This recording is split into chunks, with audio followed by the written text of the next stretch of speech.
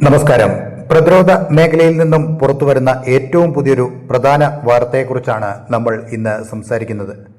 തുർക്കിയും പാകിസ്ഥാനും തമ്മിലുള്ള പ്രതിരോധ ബന്ധം വീണ്ടും ശക്തിപ്പെടുന്നതിന്റെ ഭാഗമായി പാകിസ്ഥാൻ എയർഫോഴ്സിന് തുർക്കി പുതിയ next generation mobile mission control സെന്ററുകൾ കൈമാറിയിരിക്കുകയാണ്.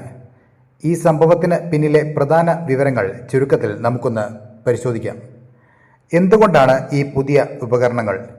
കഴിഞ്ഞ വർഷം മെയ് 10 ഇന്ത്യൻ എയർഫോഴ്സ് പാകിസ്ഥാനിലെ നൂർഖാൻ എയർബേസിൽ നടത്തിയ ശക്തമായ വ്യോമാക്രമണത്തിൽ പാകിസ്ഥാന്റെ 2 പ്രധാന മൊബൈൽ കൺട്രോൾ സെന്ററുകൾ പൂർണ്ണമായി തകർന്നിരുന്നു. ആ നഷ്ടം നികത്താൻ വേണ്ടിയാണ് തുർക്കി ഇപ്പോൾ പുതിയ 2 യൂണിറ്റുകൾ കൂടി പാകിസ്ഥാന് എത്തിച്ചു നൽകിയിരിക്കുന്നത്. തുർക്കിയുടെ എയർഫോഴ്സ് വിമാനമായ A400M ആറ്റ്ലസ് വഴിയാണ് ഈ അത്യാധുനിക ഉപകരണങ്ങൾ പാകിസ്ഥാനിൽ എത്തിച്ചത്. ഈ സിസ്റ്റത്തിന്റെ പ്രത്യേകതകൾ എന്തൊക്കെയാണെന്ന് നോക്കിയാൽ, ഈ മൊബൈൽ മിഷൻ കൺട്രോൾ സെന്ററുകൾ സാധാരണ ടവറുകളോ കെട്ടിടങ്ങളോ അല്ല. പാകിസ്ഥാന്റെ പ്രധാന കമാൻഡ് ആൻഡ് കൺട്രോൾ സെന്ററുകൾ ഏതെങ്കിലും കാരണത്താൽ തടസ്സപ്പെട്ടാൽ പകരം പ്രവർത്തിക്കാനായി രൂപകൽപ്പന ചെയ്തിട്ടുള്ള ബാക്കപ്പ് സംവിധാനങ്ങളാണിവ. ഇതിൽ AI അടിസ്ഥാനമാക്കിയുള്ള ഡെസിഷൻ സപ്പോർട്ട് ടൂളുകൾ സജ്ജീകരിച്ചിട്ടുണ്ട്.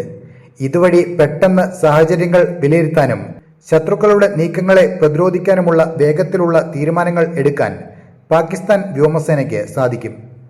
തുർക്കിയുടെ പ്രതിരോധ ഗവേഷണ സ്ഥാപനവും പാകിസ്ഥാന്റെ പ്രതിരോധ ഗവേഷണ സ്ഥാപനവും ചേർന്നാണ് ഈ പദ്ധതിക്ക് പിന്നിൽ പ്രവർത്തിക്കുന്നത്. 2025 മെയ് മാസം ഇന്ത്യൻ വ്യോമസേന നടത്തിയ കനത്ത ആക്രമണം പാകിസ്ഥാന്റെ പ്രതിരോധ സംവിധാനങ്ങളെ സാരമായി ബാധിച്ചിരുന്നു.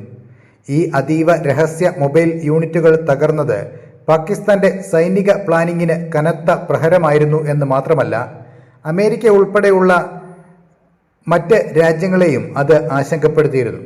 എന്നാൽ നിലവിൽ തുർക്കിയുടെ സഹായത്തോടെ ഈ സംവിധാനങ്ങൾ പുനഃസ്ഥാപിച്ചത് പാകിസ്ഥാന്റെ സൈനിക നേതൃത്വത്തിന് വലിയൊരു ആശ്വാസമായി മാറിയിരിക്കുകയാണ്.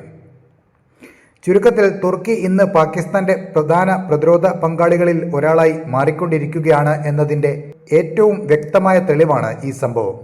അതേസമയം പാകിസ്ഥാന്റെ ഏത് രഹസ്യ നീക്കങ്ങളെയും കൃത്യമായി കണ്ടെത്താനും തകർക്കാനുമുള്ള ഇന്ത്യൻ വ്യോമസേനയുടെ കൃത്യതയും ഈ വാർത്ത വീണ്ടും ഓർമ്മിപ്പിക്കുന്നുണ്ട്.